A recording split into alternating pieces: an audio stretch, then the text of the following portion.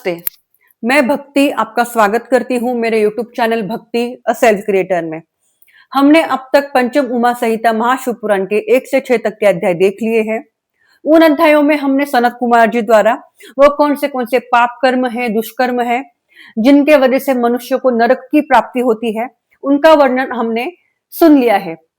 आज के वीडियो में हम 7 से 10 तक के अध्याय देखेंगे, जिनमें सनत कुमार जी यमदूतों के स्वरूप, नरक का वर्णन, नरक की गति, इन सब का विश्लेषण महर्षि व्यास जी को कर रहे हैं। तो चलिए हम शुरू कर रहे हैं उमा संहिता महाशिव पुराण का 7वां अध्याय। सनत कुमार जी महर्षि व्यास जी से कह रहे हैं कि जो मनुष्य शुभ कर्म करते हैं, ऐसे लोगों को यमदूत यम के सामने खड़ा कर देते हैं, पर उनके अच्छे कर्मों के वजह से यमदेव उन्हें आसन देकर उनका सम्मान करते हैं तथा उन्हें अच्छे कर्मों के फल स्वरूप स्वर्ग में भेज देते हैं। पर जो अशुभ कर्म करने वाले हैं, जिन्होंने अपने जीवन में दुष्कर्म किए हुए हैं, ऐसे लोगों को यमदूत यम के सामने खड़ा कर देते हैं और ऐसे लोगों को उनके कर्मानुसार यमदेव नरक का वास देते हैं। यानी कि सनत कुमार जी कह रहे हैं कि नरक के भी बहुत सारे प्रकार हैं। जो जैसा जैसा कर्म करता है, उसके हिसाब से व्यक्ति को, जीवात्मा को नरक भी मिलता है। सनत कुमार जी कह रहे हैं कि जो शुद्ध कर्म वाले कृपालु लोग होते हैं, वो सौम्य मार्ग से पूर्व द्वार को जाते हैं, और जो पापी लोग होते हैं, वो दक्षिण मार्ग से यमलोक को जाते हैं। वैवस्वत नाम का जो पुर है, वो भी 86 सहस्त्र योजन कोसों को लांघकर है। वहां पर भी बहुत सारे लोग जाते हैं। हमारे महादेव जी की माया ऐसी है कि पुण्य कर्म करने वाले के लिए महादेव जी अत्यंत समीप है, और पाप करने वालों के लिए वो बड़े ही कठिन, दुर्गम प्रतीत होते हैं। जिन लोगों ने अपने जीवन में पाप कर्म किए हुए हैं, उन्हें बहुत सी कठिनाइयां झेलनी पड़ती है। उन्हें इस तरह से प्रताड़ित किया जाता है कि यमदूत उन्हें कठोर पत्थरों के मार्ग से चला कर ले जाते हैं। कभी ऐसे मार्ग से लेकर चलते हैं जहां पर बहुत सा कीचड़ व्याप्त है। कहीं लोहे की सुइयां है जो जीवात्मा को चुभती है। कृष्ण किल रास्ते में फैले हुए हैं, अंधकार है, तप्त शिला है, दावानल है, बर्फ से व्याप्त मार्ग है, और कुछ कुछ जगह तो ऐसी है जो भयंकर मच्छरों से युक्त है, अजगरों से भरी हुई है, बड़ी बड़ी कीलों से, कुशाओं से व्याप्त है। कहीं पर विषैले सर्प है, हाथी है, तीक्ष्ण दाढ़ों वाले शूकर, सिंगों वाले भैंसे, अत्यंत हिंसक ऐसे जंतु है, विकट डाकिनियां है, राक्षस है, प्रचंड पवन है। इस तरह से जो अशुभ कर्म करने वाले लोग हैं, उन्हें ऐसे कठिनाई का सामना नरक में झेलना पड़ता है। आगे सनत कुमार जी व्यास जी को यह कह रहे हैं कि जब एक मनुष्य अपना देह छोड़ देता है, तो उसका जीवात्मा यमदूत लेकर यमलोक में जाते हैं और यम के सामने खड़े करते हैं। अब मैंने आपको यह सब जो भयंकर मार्ग दिखाए पीड़ा पहुंचाने के, यानी कि जब यमदेव जीवात्मा को यह सब सजाएं देते हैं, तो उन्हें वैसे ही पीड़ा होती है जैसे एक साधारण देहधारी को होती है। उदाहरण के तौर पर अगर हम ले, अगर हमें सुई चुभ गई तो हमें जितना तकलीफ होता है, जितनी हमें वेदना होती है, उतनी ही तकलीफ हमारे जीवात्मा को सुई या कील ठोकने की वजह से होती है। सिर्फ फर्क इतना है कि जब देह को पीड़ा होती है तो मनुष्य के देह से उसकी आत्मा अलग हो जाती है, पर यमलोक में तो पहले से ही आत्मा शरीर से दूर है, तो जीवात्मा को केवल शरीर को जितनी पीड़ा होती है, उतना ही पीड़ा का अनुभव उस जीवात्मा को होता है और उसके प्राण नहीं जाते हैं। फिर आगे सनत कुमार जी व्यास जी को यह भी कह रहे हैं कि कुछ कुछ जो लोग हैं, वो अपने कर्मों को सोचते हुए बारंबार रोते हैं तथा प्रेत हो वस्त्र रहित बिना सौख्य भयभीत हुए व्याकुल ही रहते हैं। किन किन लोगों का पाप तो इतना होता है कि उन्हें उनका सिर नीचे और पैर ऊपर कर कर घसीटते हुए लेकर जाना पड़ता है, क्योंकि उन्होंने अपने पापों की सीमा चरम सीमा पार की हुई होती है। किन किन को भुजाओं से बंधे हुए लेकर जाया जाता है, तो किन किन के कानों में कील ठोकी जाती है, किन किन लोगों को होठों में रस्सी से खींचकर ले जाया जाता है। यानी कि ऐसे अलग अलग मार्गों से यमदूत पापात्मा को यमलोक तक लेके जाते हैं और यमराज के समक्ष खड़े किए जाते हैं। जैसे कि मैंने पहले कहा, जो कि शुभ कर्म करने वाले प्राणी हैं, उनका यमराज स्वागत करते हैं, उन्हें आसन देकर सम्मान देते हैं तथा दिव्य विमान पर चढ़ाकर दिव्य भूषणों से उनको सब कामना पूर्ण कर कर उनको स्वर्ग जाने के लिए कहते हैं। यानी कि हमने उमा संहिता के महाशिव पुराण के 7वें अध्याय में सुना है कि शुभ कर्म करने वाला मनुष्य अच्छे फलों को भोगता है और यमदेव उन्हें स्वर्ग को भेज देते हैं एक सुंदर सी विमान में आरूढ़ कर कर। और पापात्मा जो जीव होते हैं, उन्हें इन कठिनाइयों को पार कर कर अपने किए की सजा भुगतनी पड़ती है।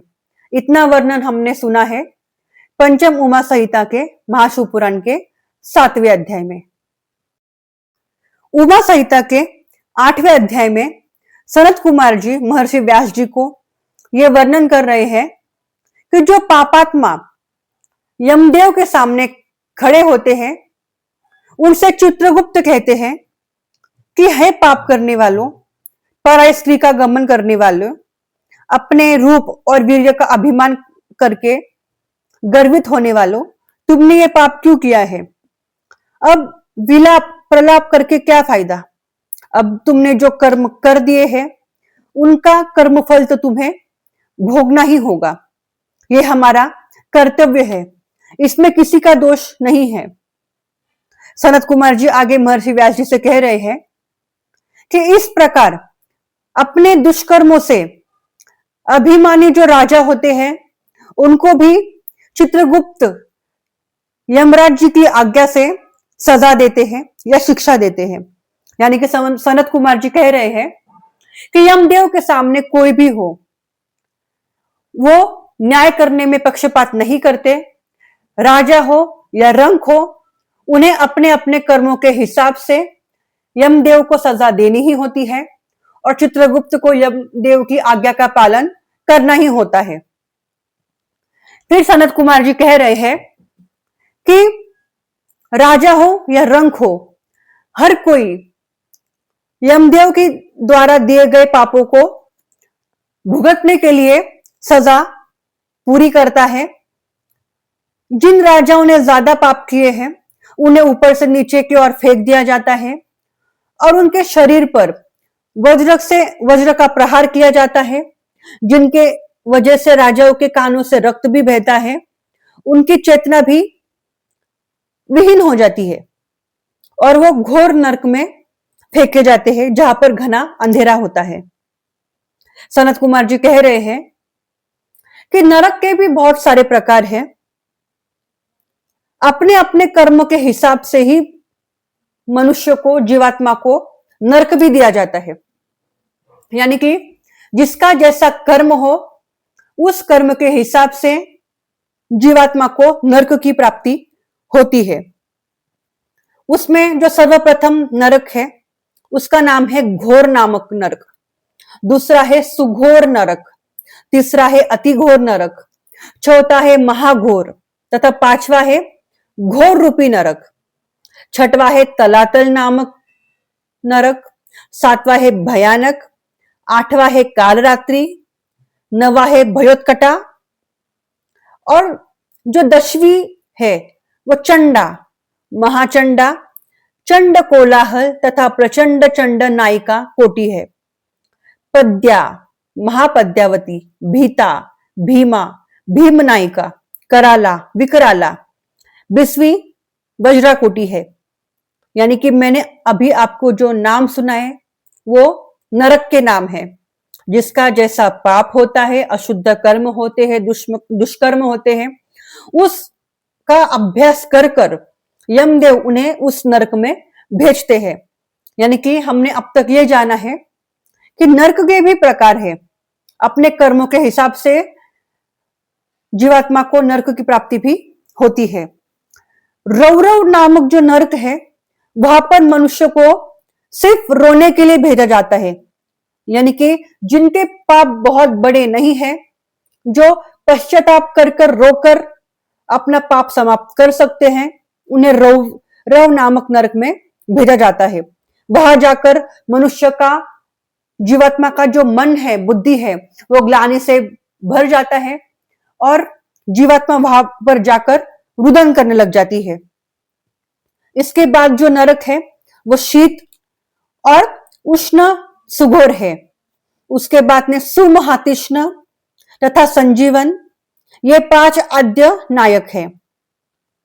अभी सनत कुमार जी बहुत से नरकों का नाम वर्णन कर रहे हैं, जिनमें से है महातम, विलोम, कंटक, तीव्र वेग, कराल, प्रकंपन, महावज्र, कालसूत्र, प्रगर्जन, सूचिमुख, सुनेति, खादक और कुंभीपाक।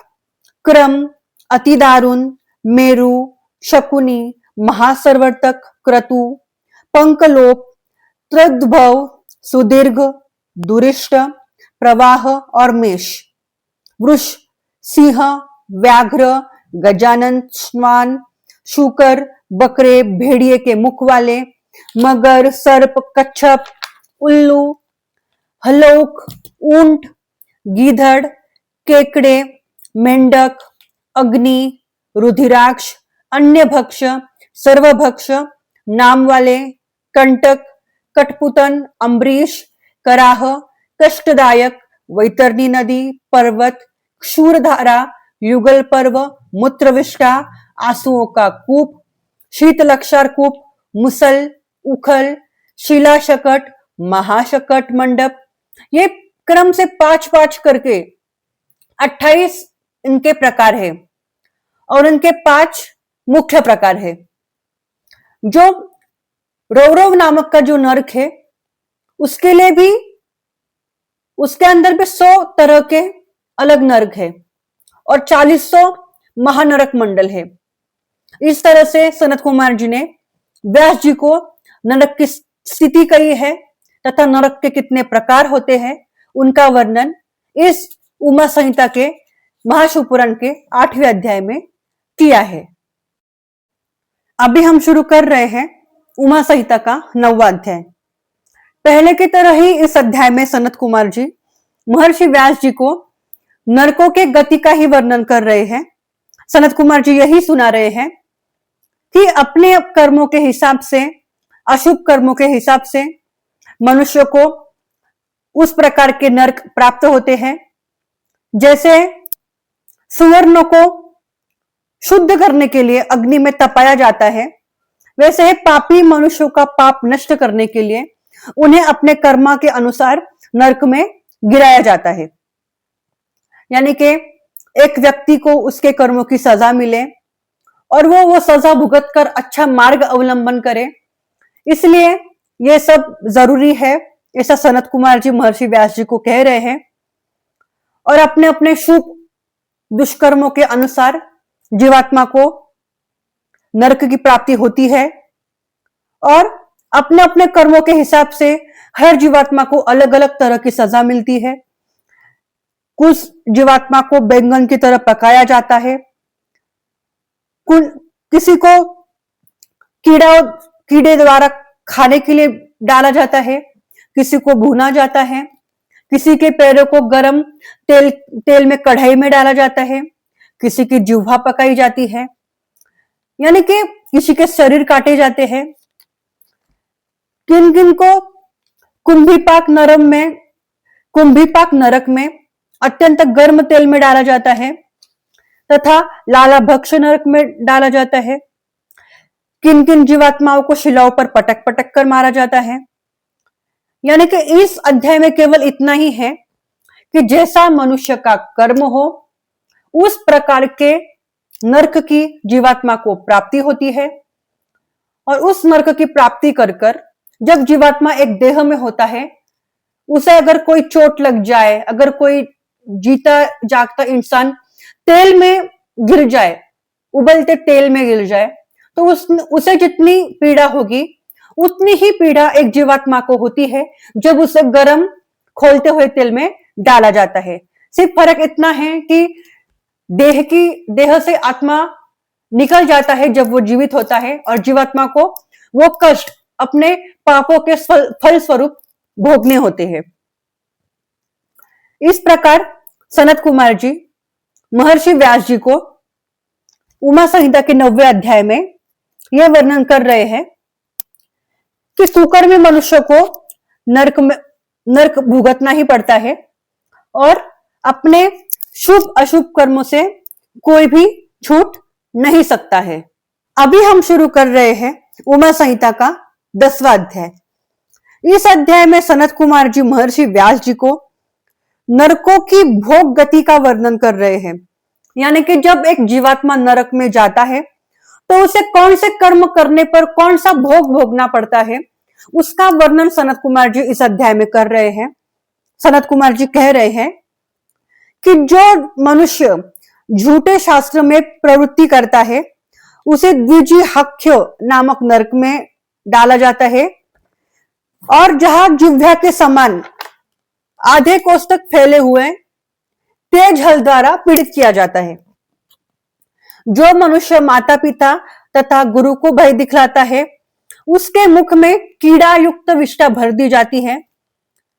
जो मनुष्य शिव जी के मंदिर, कुआं, बाग के स्थान को तोड़ता है उसे कोलू आदि में पेरा जाता है, और प्रलय काल के समय तक नरकागृहों में पड़े रहना पड़ता है। जो सज्जन की निंदा सुनता है उनके कान में अग्नि के समान लोहे और तांबे की कीलों का भार दिया जाता है। जो मनुष्य माता पिता के समक्ष कठोर नेत्रों से देखते हैं उनके मुख कीलों द्वारा भर दिए जाते हैं। आगे सनत कुमार जी कह रहे हैं कि यमराज की यातनाएं इस प्रकार प्राप्त होती है, इसमें कोई भी संशय नहीं है। यानी कि सनत कुमार जी ने हमें कुछ उदाहरण दिए हैं कि कौन सा कर्म करने से यमराज जी कौन सी सजा देते हैं। तो जो माता पिता के समक्ष कठोर नेत्र कर कर देखते हैं उनके मुख में कील डाली जाती है। जो सज्जनों की निंदा सुनते हैं उनके कानों में लोहे या तांबे की कील डाली जाती है। जो देव, अग्नि, गुरु, विप्र को भोजन न देकर स्वयं करता है उसका मुख जीभ जलाई जाती है, और उसके जीभ पर लोहे की सैकड़ों कीलें मार दी जाती है। जो देवता के बाग लोभवश फूल को तोड़ते हैं, यानी कि जो किसी को पूछे बगैर किसी के आंगन के फूल को तोड़ते हैं, उनके सिर को जलती हुई लोहों की कीले से ठोका जाता है तथा उनके नाक के नासिका में राख भर दी जाती है। जो पराये दान को लेते तथा पैरों से ब्राह्मण का स्पर्श करते हैं, यानी कि जो जानबूझकर किसी को लात मारते हैं, वो भी नरक में फिरते हैं। जो शिव जी की पूजा संबंधी वस्तु को, गौ को तथा ज्ञान के लेख आदि पुस्तकों को पैर से छूता है, यानी कि अगर गलती से हमने या जानबूझकर या कैसे भी हमसे अगर ये गलती हो जाती है कि गौ को लात लग जाती है या किसी पुस्तक को हमसे लात लग जाती है, पैर लग जाता है, तो उनके शरीर के वो भाग काट दिए जाते हैं। जो मनुष्य घर आए हुए अतिथि का तिरस्कार करते हैं वो भी अपवित्र नरक में जाते हैं। जो कौवा और श्वान को बलि न देकर स्वयं भोजन करता है उनके कंठ और मुख में 2 गर्म कील डालकर उन्हें मारा जाता है। यह इसलिए किया जाता है, कौवा और श्वान को बलि इसलिए दी जाती है क्योंकि यम मार्ग को रोकने वाले 2 श्वान यह बलि ग्रहण करते हैं। जो परिश्रम तथा वायव्य तथा उत्तर तथा नैऋत्य दिशाओं में रहने वाले काक हैं। यानी कि मैंने अभी आपको जो दिशा का वर्णन किया, वायव्य, उत्तर तथा नैऋत्य दिशाओं में रहने वाले जो काक हैं, कौवे हैं, वो यमलोक के मार्ग में होते हैं और ये बलि वो ग्रहण करते हैं। जो मनुष्य शंकर जी की पूजा करके अग्नि में हवन करते और शिव मंत्रों से बलि देते हैं, वे यमराज को नहीं देखते तथा वो स्वर्ग को जाते हैं। यानी कि सनत कुमार जी महर्षि व्यास जी को उमा संहिता के महाशिवपुराण के 10वें अध्याय में ये अत्यंत महत्वपूर्ण बात बता रहे हैं कि जो मनुष्य अपने पूरे जीवन में भगवान शंकर जी की पूजा करता है तथा अग्नि में हवन करता है, हवन करते वक्त उससे मुख से भगवान शिव जी का नाम उच्चारण होता है, शिव मंत्रों का वो उच्चारण करता है, तो ऐसे मनुष्य को यमराज को नहीं देखना पड़ता। वो यमलोक में जाने से पहले ही तुरंत शिवलोक जाते हैं तथा अपने कर्मों के भोग भोगने के लिए उन्हें स्वर्ग को भी भेजा जाता है। जो ईशान दिशा में इंद्र है, उत्तर में यमराज, पश्चिम में सुदक्षेय तथा दक्षिण में पितरों को बलि नहीं देते हैं, उन्हें भी नर्क को जाना पड़ता है। जो मनुष्य गौ को त्यागता है वो तामिस्त्र नरक में जाता है। यानी कि जब कोई मनुष्य गौ को त्यागता है तो वह तामिस्त्र नामक नरक में जाता है और वह मनुष्य वहां पर भूख प्यास से असह्य कष्ट से चला जाता है। इस प्रकार पापियों की महाघोर यातना है।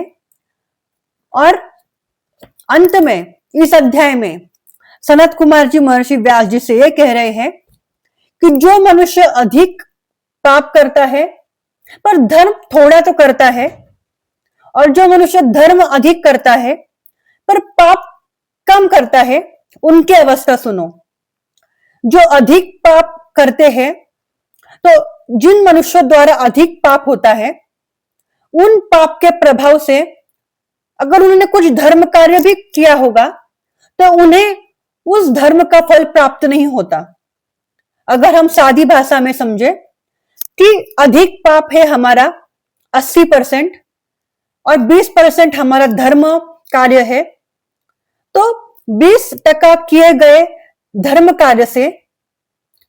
कार्य पर हमारा पाप ज्यादा प्रभावशाली होता है और हमें हमारे उस धर्म के फल का फल प्राप्त नहीं होता। उस पाप के प्रभाव से हमने जो थोड़ा बहुत धर्म कार्य भी किया है उसका सुख हमें प्राप्त नहीं होता है। ऐसा सनत कुमार जी महाशिवपुराण के पंचम उमा संहिता के 10वें अध्याय में महर्षि व्यास जी से कह रहे हैं। तो आज हमने महाशिवपुराण के उमा संहिता के 6 से 10 तक के अध्याय देख लिए हैं।